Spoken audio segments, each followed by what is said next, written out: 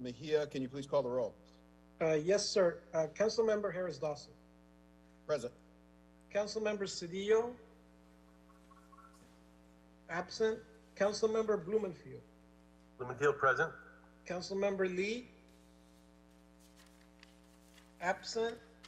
And Councilwoman Rodriguez. Here. That's three members and a quorum, Mr. Chair.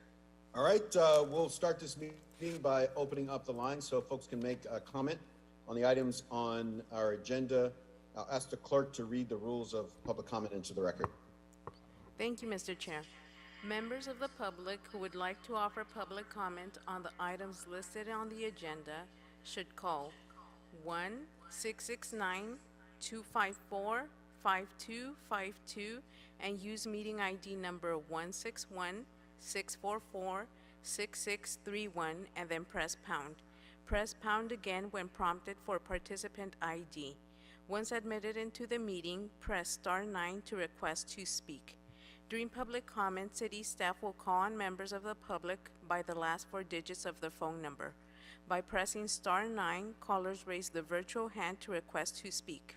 Once the caller hears the last four digits of their phone number, an automated Zoom voice will ask the caller to press star 6 to unmute themselves when it is their turn to speak. Once the caller is ready to speak, they must state their name and the items they are calling to speak on. Failure to do so will result in the call being muted and subsequently disconnected. Appellants and/or their representatives and applicants and/or their representatives will be allowed to speak for a total of 3 minutes per side unless otherwise noted by the chair. Members of the public wishing to speak on one agenda item only shall have an opportunity to speak for 1 minute. Appellants and applicants will be given an opportunity to speak when their item is called. Each appellant and applicant has a total of 3 minutes to speak. An appellant can choose to have a single representative speak on his or her behalf or divide the 3 minutes among his or her team. Anyone else, including an attorney or project manager, wishing to speak on an appellant's behalf who does not do so during this 3-minute period may offer a minute of public comment whenever the committee chairperson opens the public comment period for the meeting, which is usually at the beginning of the meeting. Therefore, we expect that appellants and applicants have the respective teams assembled and ready to present at the appropriate times today. Members of the public wishing to speak on more than one item shall state that and shall be allowed to speak for a total of 2 minutes. Failure to raise your hand to speak in a timely manner before the comment period for the item ends results in forfeiture of the opportunity to participate in public comment for the item. City Attorney, please provide additional guidance on public comment. Terry Kaufman, Macias, City Attorney's Office. When speaking on the agenda, you must be on topic. The goal is to get through as many speakers as possible. If you're not speaking on topic or if the committee cannot tell whether you're speaking on an agenda item, you'll forfeit your time. Thank you. All right, so we'll open up the lines for public comment. Before we do that, I want to ask Department of City Planning or council offices if there are any amendments that need to be read into the record before the public comments on the items. All right, seeing none, we will open public comment. I see that there are 5 hands raised, so we'll allow 10 minutes for public comment and proceed with our business at 1:48. And I am now closing the rolls for public comment, so get in right away if you want to speak.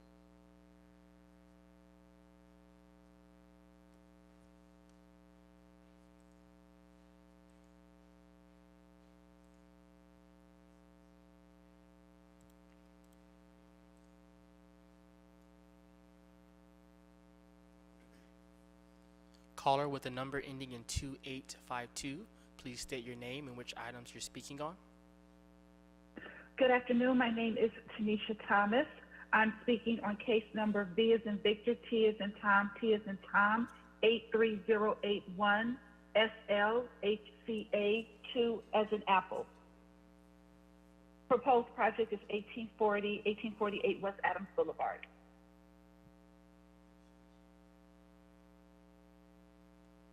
Okay, I'm an appellant, so am I under public comments or the appellant section?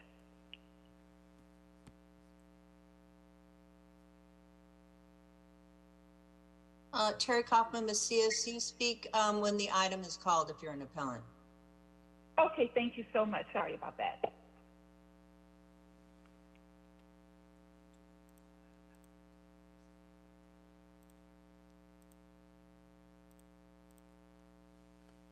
Caller with the number ending in 1669, please press *6 to unmute yourself.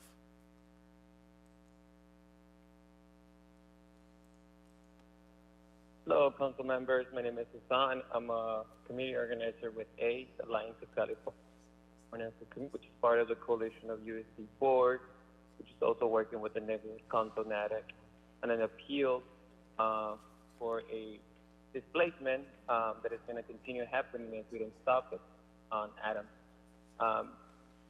It's important to know that, we can still continue to see people being displaced in District 8, particularly around USC.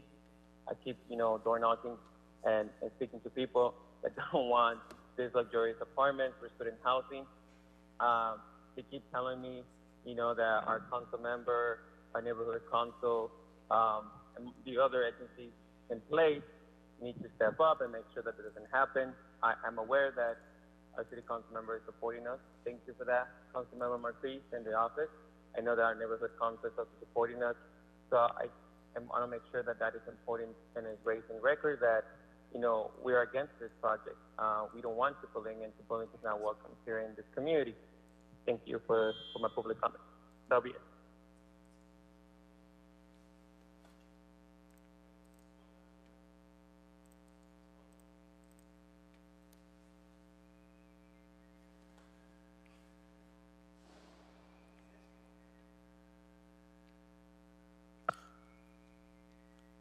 Caller with the number ending in 6989, please state your name and which items you're speaking on.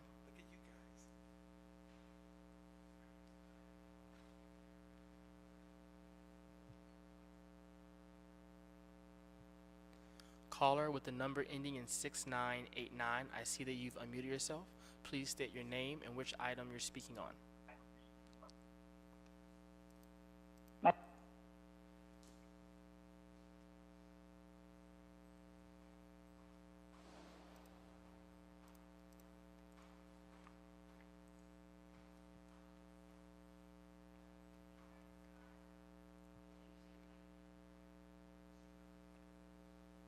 Caller with the number ending in 6963, please state your name and which item you're speaking on.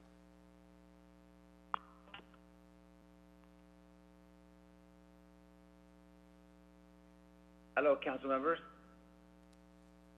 Can you hear me? Yes, we can hear you. Councilmember Harris Dawson, Councilmember Rodriguez, and Councilmember Blumenfield. My name is Gustavo Valdivia.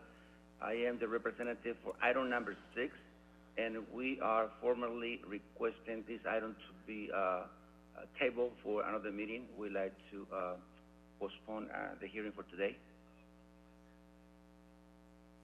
And the case number is CPC-2020-4011-GPAJ-Z as in zebra, C as in Charles, J-HD-SPRH8C.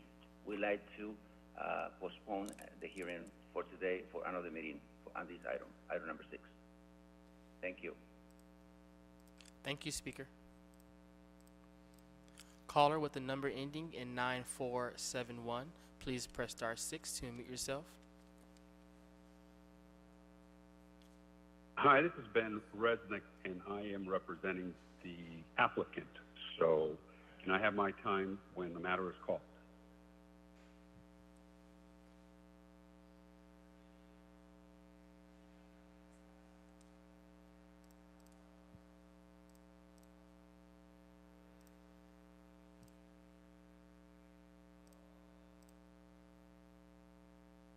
Caller with the number ending in 3520, please state your name and which items you're speaking on. Hello, my name is Laura Myers. and I am speaking on item number 4. And I really just want to say, because I could speak for 30 minutes on this one, but it is so beyond the definition that we all accepted for small lot subdivisions. This project is 10 units, not really single-family homes, each with anywhere from 10 to 15 bedrooms. The creation of the small lot subdivision ordinance was designed to create ownership opportunities for what we might now call the missing middle. It wasn't quite called that at the time the ordinance was devised. But this project is admittedly co-housing rentals for students, and the applicant has stated in numerous meetings that that's what it is. They brought co-housing advocates and renters, USC students, to support them, and they also stated they'll be planning shuttles to USC and back, and to other places. Thank you, Speaker. So to it.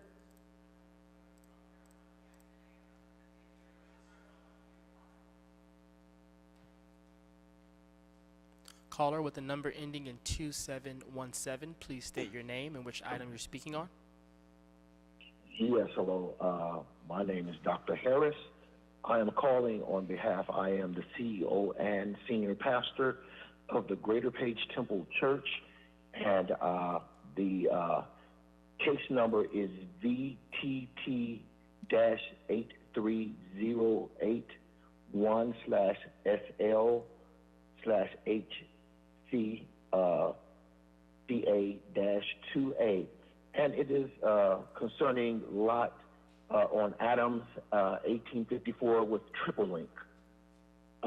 They have literally preyed upon the West Adams community. Within less than 4 blocks, you have these new buildings that are like dormitories. There's like literally 7 buildings, and they have destroyed the authenticity of this historic community, putting student housing. It is not for the community, and it's for foreign students. And we are overcrowded, and they're Thank you, proposing Speaker. to. Can you hear me? Yes, that's your time. Thank you. It has not been 3 minutes.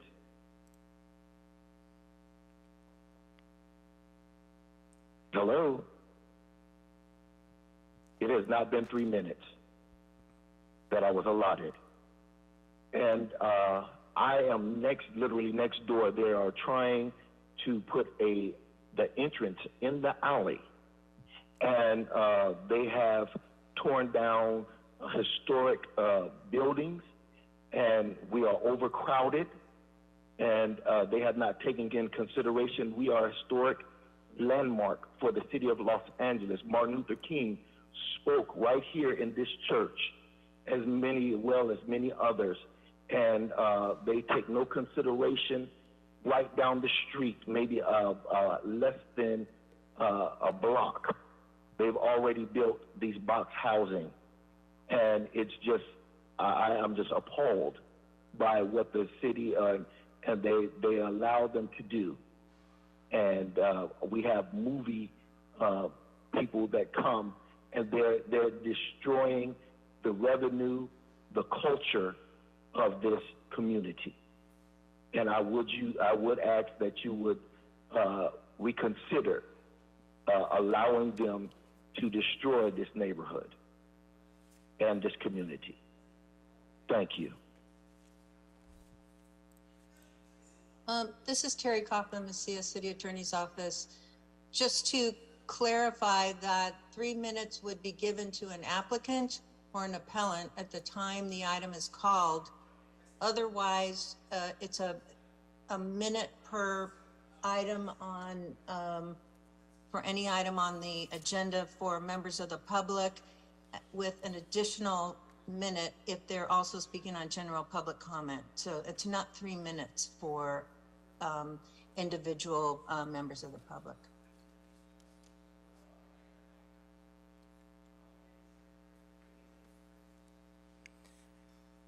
And that concludes public comment in the allotted time, Mr. Chair. Thank you so much. That brings us to the deliberation on items. I first want to begin with item number 6. There's a request to continue that item. If there's no objection, that'll be the order. Item number 6 will be continued to a date to be determined. Items 1, 2, and 3. Items 1, 2, and 3. Mr. Mejia, if you can read those into the record. The chair is requesting that we adopt those items on consent. Yes, so item 1, Mr. Chair and committee members, it's a categorical exemption of the related CEQA findings, a report from the North Valley Area Planning Commission recommending the approval of a zone change ordinance for the development of 6 single-family dwelling units, properties located in CD7. The recommended action is to approve the environmental clearance, categorical exemption from CEQA and related findings, and the zone change ordinance. Item 2, sir, and committee members, negative deck and the related CEQA findings. It's a report from city planning and a draft ordinance to remove a 15-foot building line for the property located at 711 through 723 North Lillian Way, properties located in CD13. The recommendation therein is to approve the ordinance to remove the 15-foot building line for the property located at 711 through 723 North Lillian Way. And item 3, situated in CD14, it's a sustainable communities environmental assessment, the related CEQA findings, a report from the City Planning Commission recommending approval of a general plan amendment, a zone and a height district change ordinance for the construction of a mixed-use building, which will have 106 live, work, condominium units, 9 units set aside for very low-income households, 3 units set aside for moderate-income households.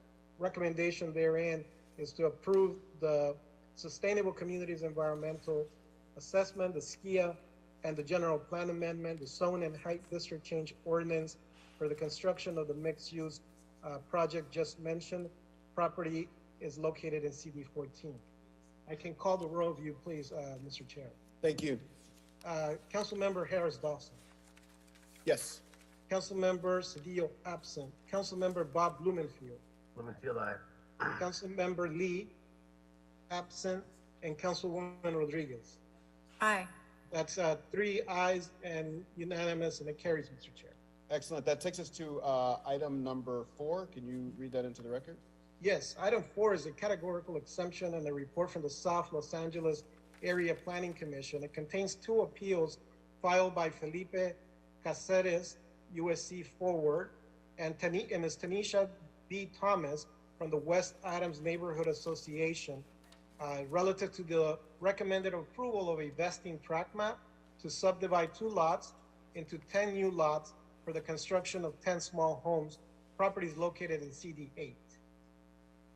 Excellent. So let's hear from our, it looks like we have 2 appellants. Let's hear from our first appellant for 3 minutes.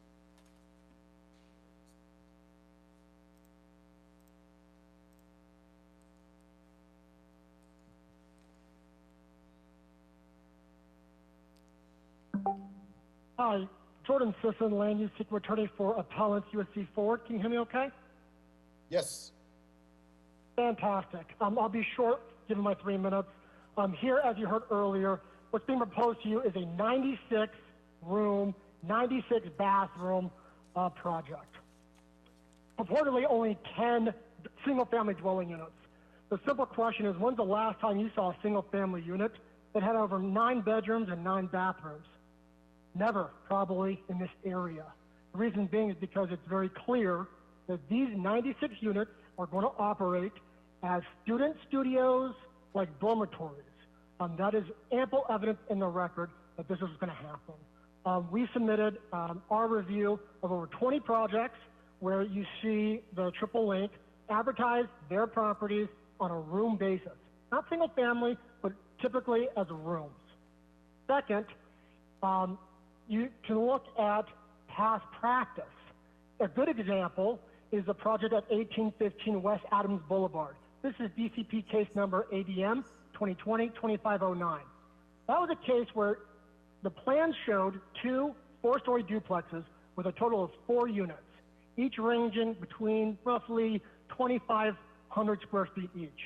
However, right now, you go on Triple Link's website, and it's advertised as, quote, a gated community, end quote, comprised of 36 rooms, individually rentable, each ranging between 660 square feet to 935 square feet.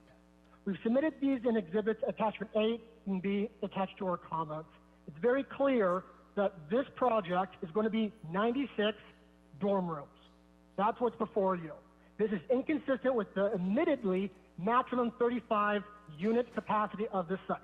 Furthermore, if you look at the CPIO, which limits residential density to roughly 400 to 100 square feet per site. This site has a lot square footage of roughly 140 square feet each. These are inconsistent with applicable land use zoning rules.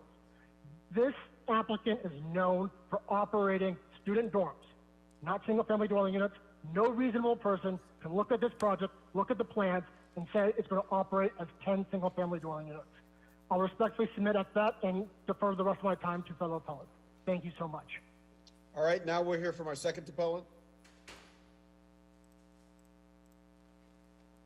Tanisha Thomas, please press *6 to unmute yourself. Good afternoon. Can you hear me okay? Yes. Yes, okay. Thank you. Good afternoon. Our mission statement is as follows. The purpose of the West Adams Neighborhood Association is to preserve, protect, and nurture the community and residents of the Charles Victor Hall Tract in historic West Adams, Los Angeles, California. In adhering to our mission statement, we are opposed to the project at 1840 to 1848 West Adams Boulevard. This project is designed for a specific demographic that does not allow housing opportunities for single-family homes, including rental and home ownership. We are supportive of projects that will improve and enhance the quality for all. However, we are strained on certain resources, with safety and parking being a top priority. The proposed project is on Adams Boulevard between LaSalle Boulevard and Dalton Avenue. There are 2 traffic lights within close proximity on LaSalle Boulevard due to the design of the street. Many cars traveling on Adams from east to west tend to run, if not one or both lights, which will pose a serious safety concern at the proposed site for the residents, pedestrians, bicyclists, scooters, and drivers. Currently, there is 1 household and 1 business owner on that block with limited traffic. We are highly concerned with the possibility of accidents and even fatalities, especially with the number of expected residents. Our parking is already limited, with residents having to park a block or more away from their street, and it is more strained depending on the time of day and designated street cleaning. Residents must circle several times, and some have resorted to double parking. Again, this poses safety and financial concerns due to the potential of accidents, possible fatalities, and/or tickets, and I will end this time now.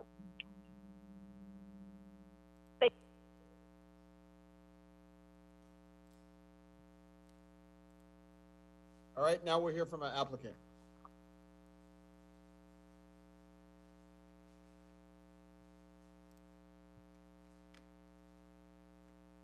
We have an applicant on the line? Hi, this is Benjamin Resnick. Can you hear me? Yes. Thank you, Mr. Chair, members of the Plum Committee. Benjamin Resnick with the law firm of Jeffer, Mangles, Butler, and Mitchell, representing the applicant. Let me first set the record straight here. This is a commercial piece of property fronting on West Adams. On it is a retail facility, open parking, and open storage. No one's being displaced. There's no residential uses here. So if you're going to have anywhere in the city where you're going to have multifamily co-living type uses, wouldn't you want it in a commercial zone rather than displacing people in residential zones? Now, I have to first say this appearance is under protest because we have submitted letters indicating that the city has lost jurisdiction of this case a long time ago. So I reassert that. And again, it lost jurisdiction recently for delays in the appeals. So with that, I just want to make the record complete. You know, our client can build 34 units as straight apartments by right with no reviews, or as a tier 2 TOC 55 units. 55 units can grant you at 2 bedrooms, 110 bedrooms? More? This is not about bedrooms. The only thing before the city council is to subdivide the ground into 10 lots, not the structures, not the buildings. Those are not for your review. Under the Subdivision Map Act, that is not before you. And hence, if you go there, as you're being urged to, you'd be violating the Housing Accountability Act in a serious manner. So the subdivision law itself prohibits any restrictions being placed on the type of residential use. You can look at the subdivision and say, well, what are the impacts there, if any? And no evidence has been submitted to support any finding of what's called unusual circumstances, which is the only way you can set aside the categorical exemption that has been approved by the Planning Department and by the Area Planning Commission. And so we ask you to really be reasonable in this case, because all of the arguments we've heard don't apply to this site. One way or the other, the site will be a multifamily use. In this case, it's co-living use.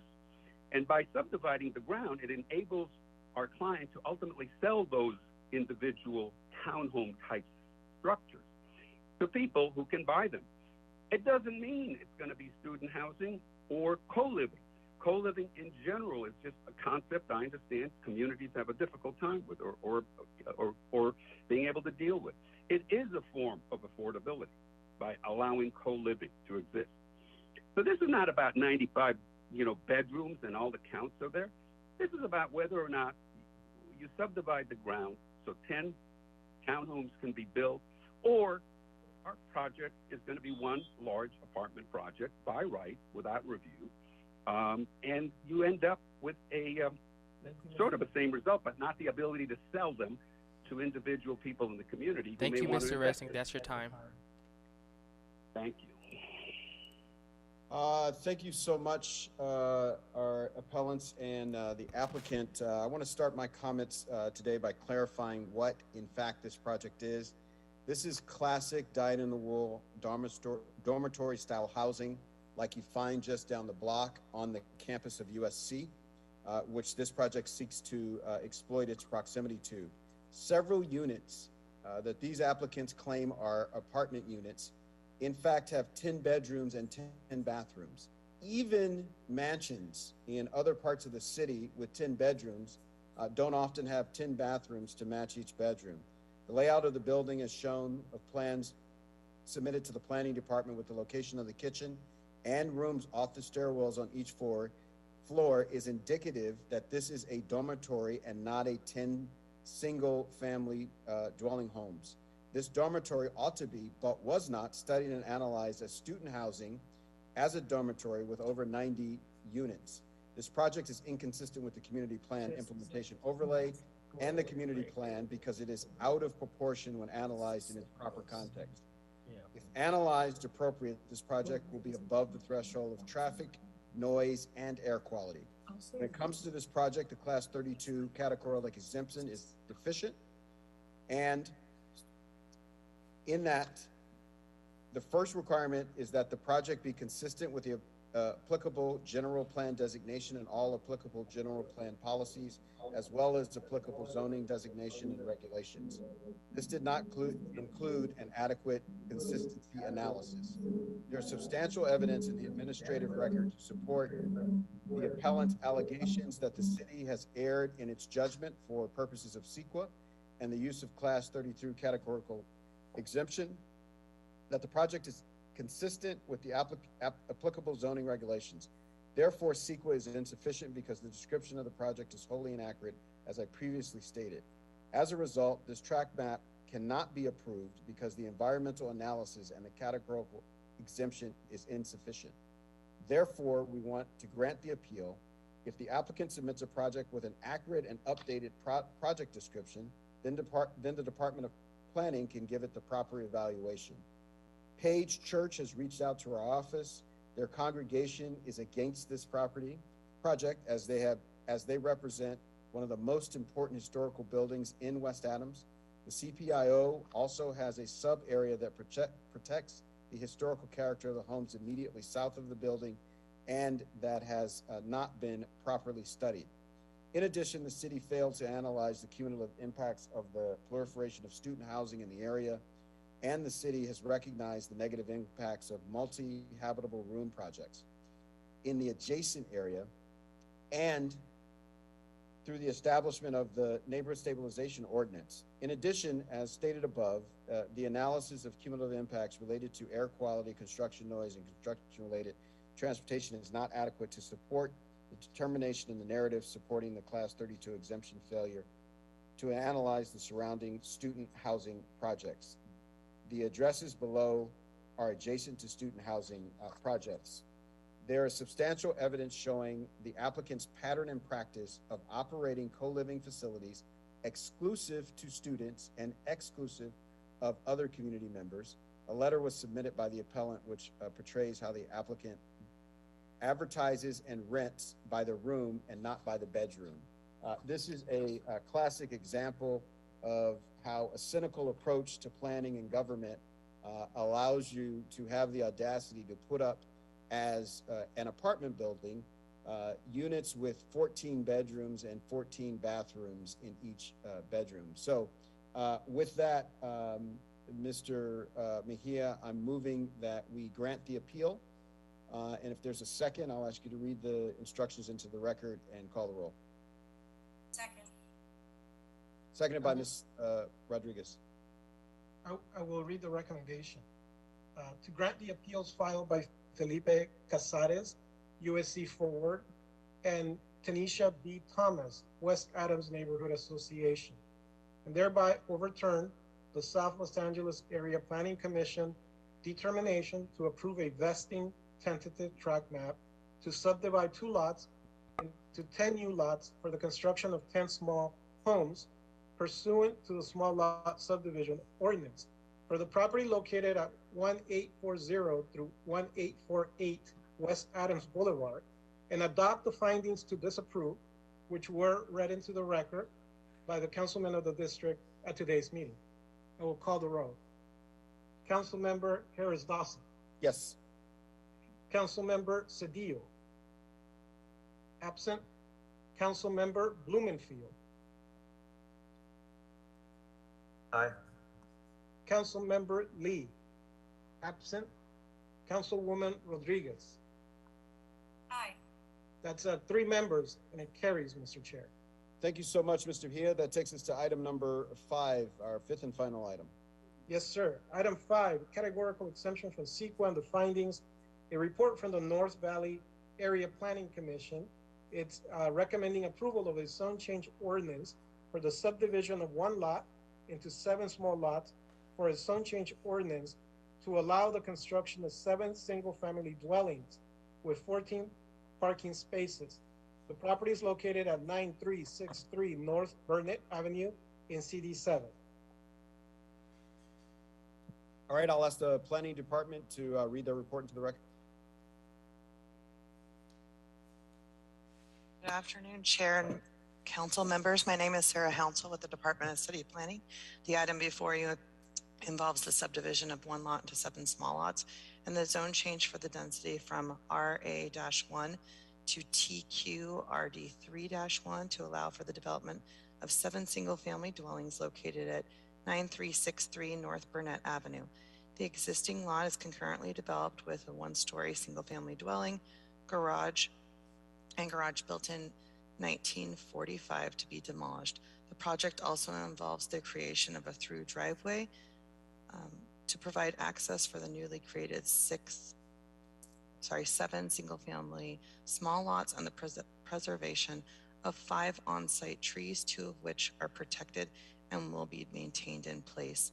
The entitlement request includes a zone change to modify the RA-1 zone to TQRD3-1 to allow the density and any additional actions, including but not limited to tree removal, grading, excavation, and building permits.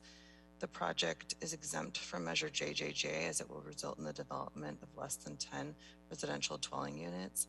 The concurrent vesting tentative tract map to permit the subdivision of 1 lot into 7 lots was approved by the Deputy Advisory Agency on February 24th, 2022, and was not appealed. The North Valley Area Planning Commission approved the project on August 2nd, 2022. At the North Valley Area Planning Commission, The council district's office requested that the applicant work with them prior to Plum to make some design changes. The applicant has submitted these revised plans to Council District 7, who is now reviewed and is satisfied with the changes of the building materials. Thank you. Thank you so much. Before we go to deliberation, I want to open it up for Councilmember Rodriguez if she has any comments on this. No, thanks. I'm good. All right, so I'll take that as a motion. Councilmember Rodriguez, I'll second it. If you could read the recommendation into the record, Mr. Mejia, and call the roll. Yes, to approve the environmental clearance, categorical exemption from CEQA, the zone change ordinance, and the CEQA findings for the property located at 9363 North Burnett Avenue, subject to the conditions of approval as requested, and modification to Q condition number 1, development plot plan as submitted by the planning department in a supplemental communication dated October the 6th, 2022, and uploaded to council file 220883 to add additional design features to the proposed project. Let me call the roll. Councilmember Harris Dawson. Yes. Councilmember Cedillo, absent. Councilmember Bob Blumenfield. Aye. Councilmember John Lee, absent. Councilwoman Rodriguez. Aye. That's 3 members and unanimous, Mr. Chair. Excellent. Mr. Mejia, can you confirm that that concludes our business for today? It does, sir. Excellent. We're adjourned. Thank you so much, everybody. Thank you.